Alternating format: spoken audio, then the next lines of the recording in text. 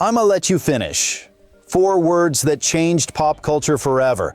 But what if Kanye West never grabbed that microphone from Taylor Swift at the 2009 VMAs? What if he simply stayed in his seat sipping Hennessy while she finished her speech? This wasn't just a celebrity scandal. It was a cultural earthquake that reshaped 2 music careers and transformed how we consume fame online.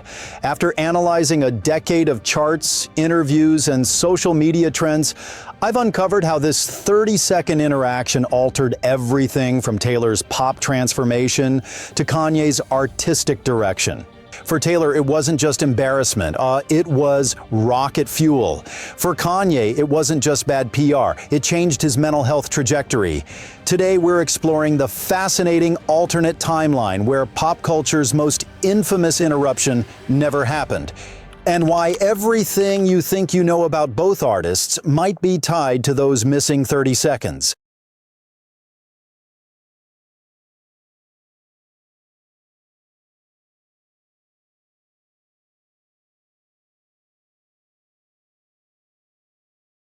In 2009, Taylor Swift wasn't the global powerhouse we know today.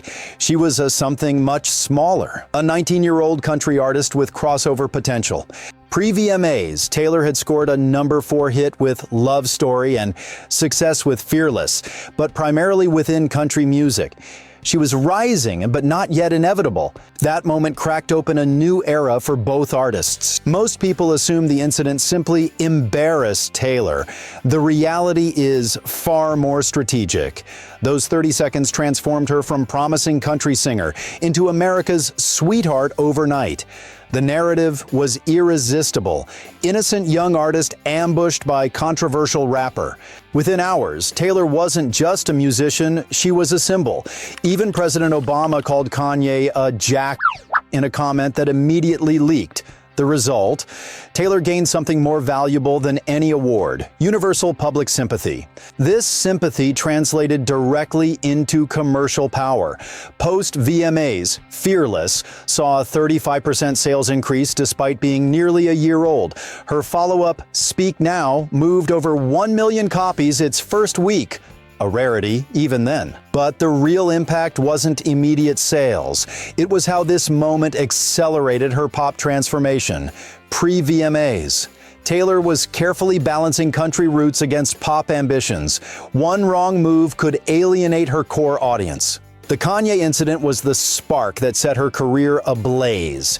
Suddenly, Taylor had massive mainstream attention. This visibility gave her the runway to make her pop pivot with Red, and eventually the pure pop masterpiece 1989. Would 1989 have existed without the VMAs incident? Almost certainly, but not in 2014 and possibly not with the same bold reinvention.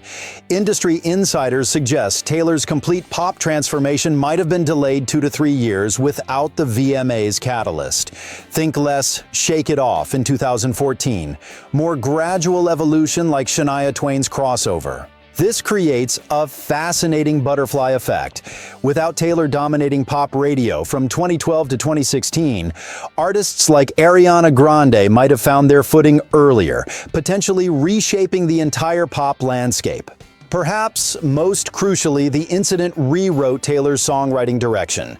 Without Innocent, her response to Kanye, and eventually This Is Why We Can't Have Nice Things, her catalog would tell different stories. What if those creative turning points never existed? What if her villain origin story never happened?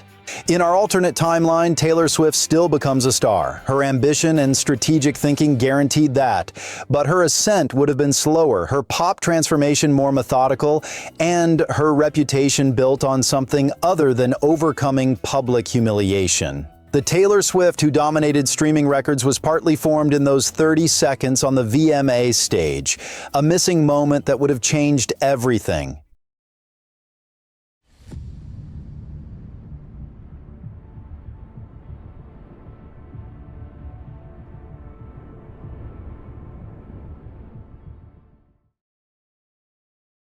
Before the 2009 VMAs, Kanye West wasn't yet pop culture's villain. He was controversial but primarily respected as a musical visionary. His first 3 albums had revolutionized hip-hop with their soulful production and vulnerability. 808s and Heartbreak had just introduced a sound that would influence an entire generation. Critics praised his innovation, fans celebrated his authenticity. Then came 30 Seconds that rewrote his story. The backlash was immediate and devastating. Kanye went from outspoken genius to music's biggest jerk overnight. Shows canceled, radio play dropped, fellow artists distanced themselves. He faced something beyond criticism: cultural exile.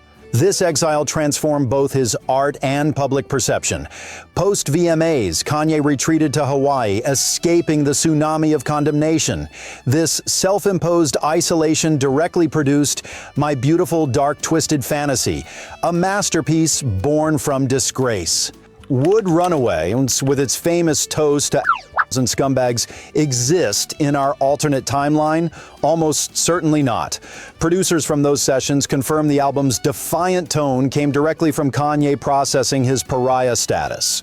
Without the VMAs incident, we'd have gotten an entirely different album. Perhaps still brilliant, but lacking the raw defensive introspection that made Fantasy revolutionary.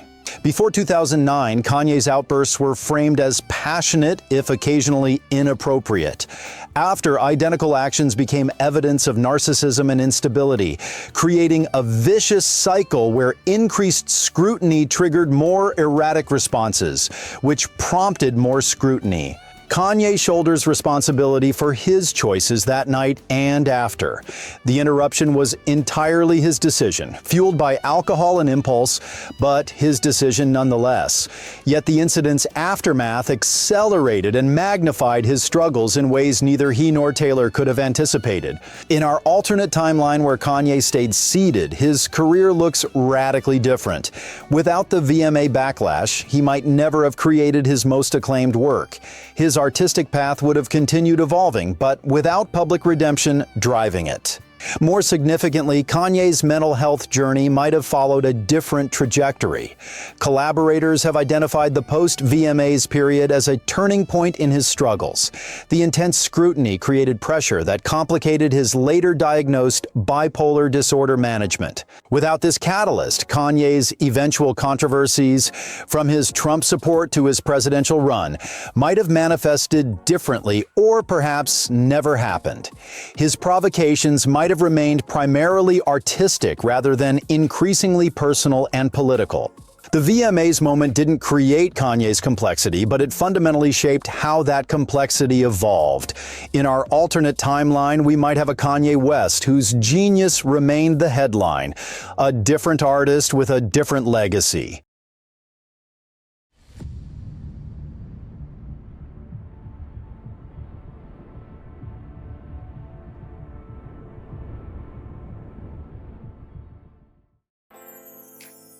The Kanye-Taylor VMA confrontation didn't just alter 2 careers, it helped rewrite how we consume celebrity culture in the digital age. When Kanye grabbed that microphone, social media was still finding its footing.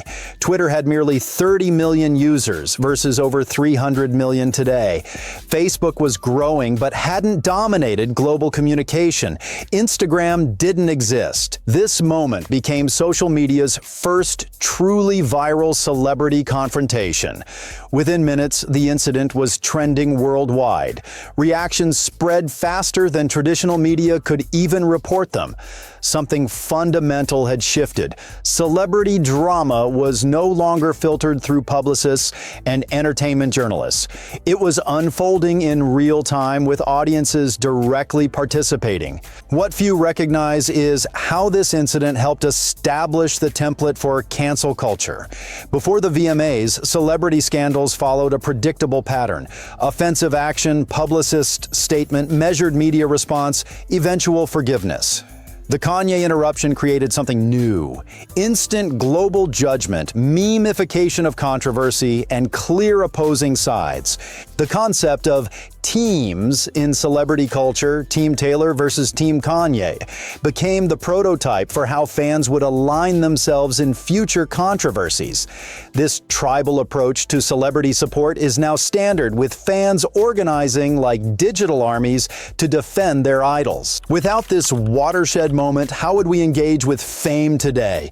Would Twitter have found a different catalyst to become the central hub for celebrity discourse? Would the concept of cancellation have evolved more gradually or taken different forms altogether?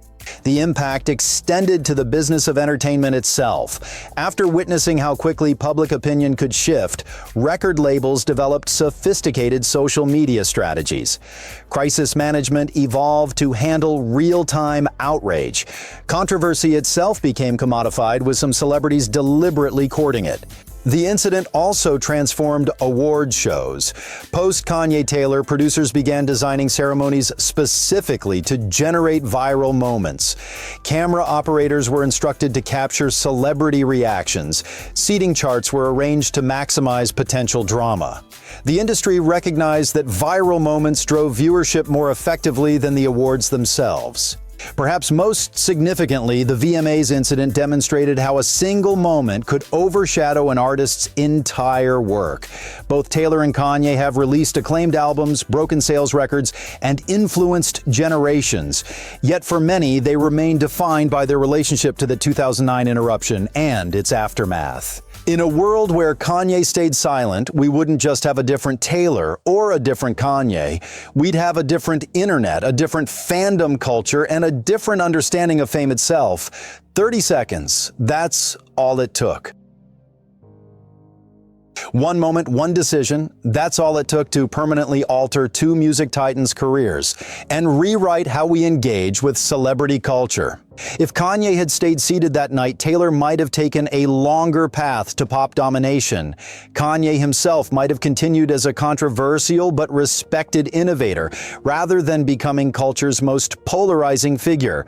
And our collective approach to celebrity drama might have evolved at a different pace, taking different forms. The ripple effects from those missing 30 seconds would have reshaped music, media, and the internet in ways we can barely calculate. It shows how fragile our cultural timeline really is, how small moments cascade into transformative change.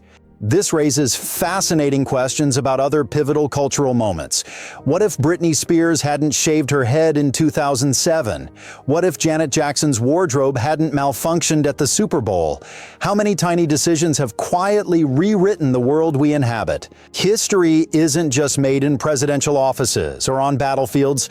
Sometimes it happens at award shows, in unscripted moments when someone decides to grab a microphone or not. If you enjoyed this exploration of culture's alternate timelines, hit subscribe for more deep dives into the moments that shaped our world. Stay tuned for the next Quantum Trail, when we explore what if Robin Williams died in 1989? And let me know in the comments, what other what if moments would you like to see explored next?